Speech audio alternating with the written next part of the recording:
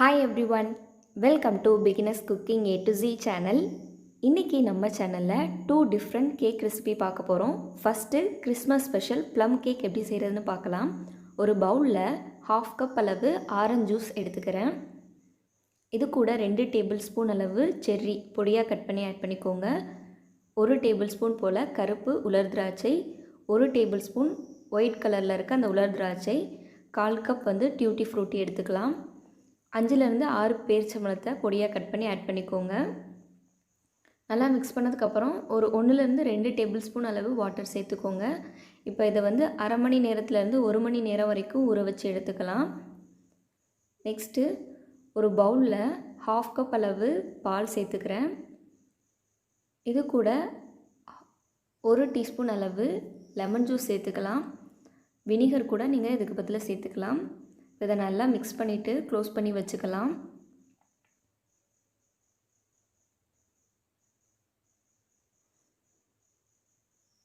Next நம்ம சுகரை caramelise பண்ணி வச்சுக்கலாம்.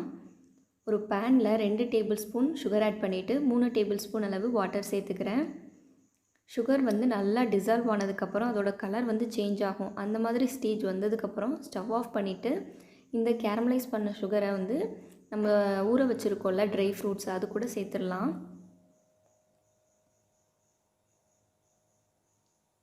இப்போ ஒரு மிக்சிங் பவுலில் 1 கப் அளவு மைதா எடுத்திருக்கேன். நீங்கள் வீட் ஃப்ளாரில் கூட செய்யலாம், உங்களுக்கு எந்த டிஃப்ரென்ஸும் தெரியாது.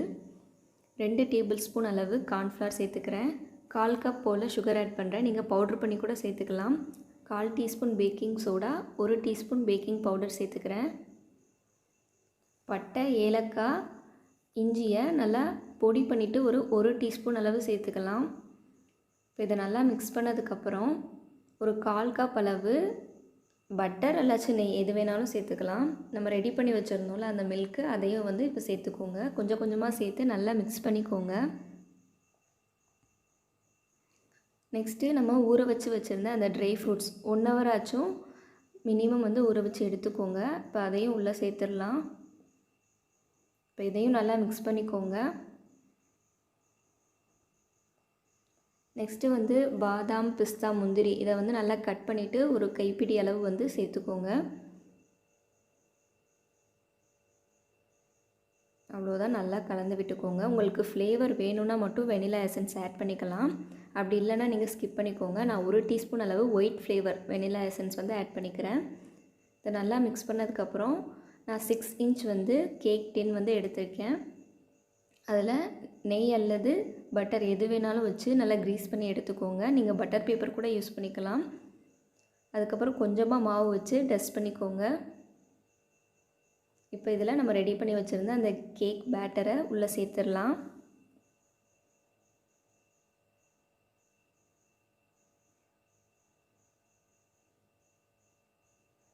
உள்ளே சேர்த்ததுக்கப்புறம் லைட்டாக 2 தடவை டேப் பண்ணிக்கோங்க. அப்போ தான் நமக்கு ஏர் பபிள்ஸ் எதுவும் ஃபார்ம் ஆகாமல் நல்லாயிருக்கும்.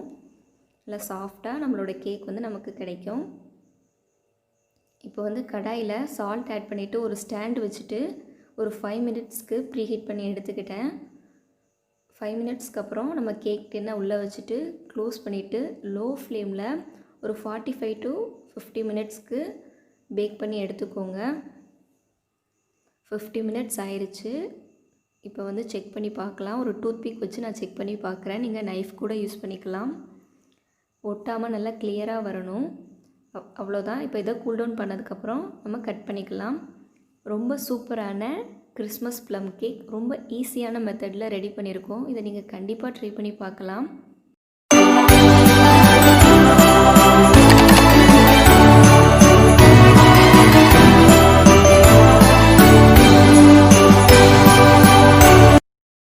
நெக்ஸ்ட்டு கிறிஸ்மஸ் அப்புறம் நியூ இயருக்கு ரொம்ப ஸ்பெஷலான ஹனி கேக் எப்படி செய்கிறதுன்னு பார்க்க போகிறோம். இது 90s கிட்ஸோட ஃபேவரட் ரெசிபியும் கூட. ஒரு மிக்சிங் பவுலில் 1/4 கப் அளவு நல்லா திக்கான தயிர் சேர்த்துக்கிறேன். 1/2 கப் அளவு சுகர் எடுத்துக்கலாம். 1/4 கப் அளவு ஆயில் சேர்த்துக்கோங்க. இதை நல்லா மிக்ஸ் பண்ணிக்கோங்க. சுகர் நல்லா டிசால்வ் ஆனதுக்கப்புறம் ஃப்ளார் சேர்த்துக்கலாம். 1 கப் அளவு மைதா மாவு ஆட் பண்ணிக்கோங்க.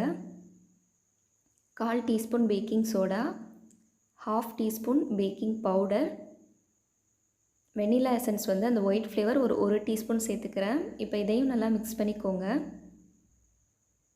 இது கூட 3/4 கப் அளவு பால் சேர்த்துக்கலாம்.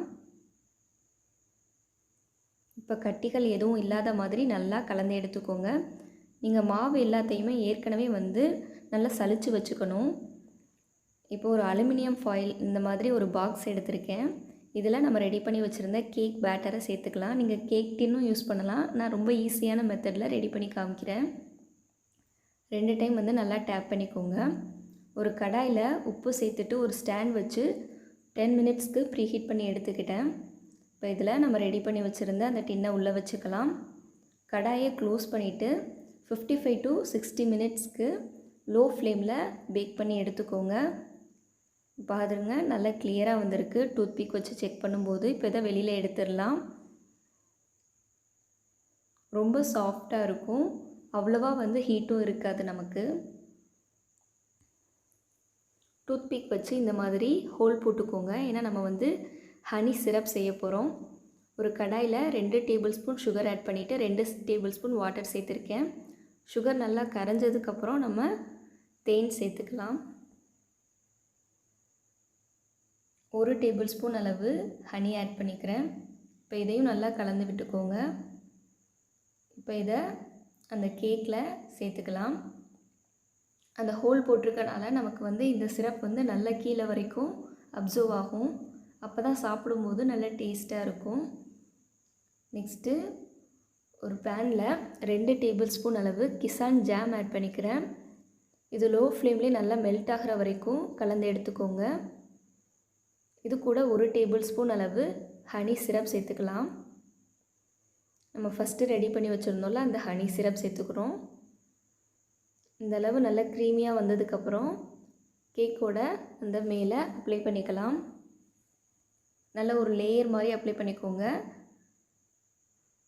ஃபைனலாக டெசிகேட்டட் கோகோனட் வந்து ஸ்ப்ரெட் பண்ணிக்கலாம்.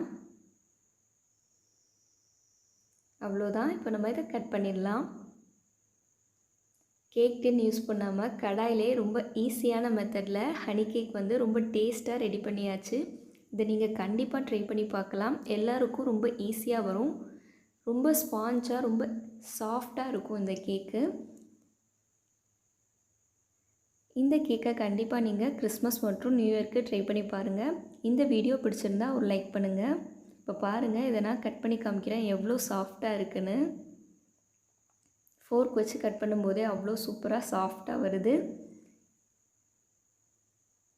Advance happy Christmas and happy new year. Thank you.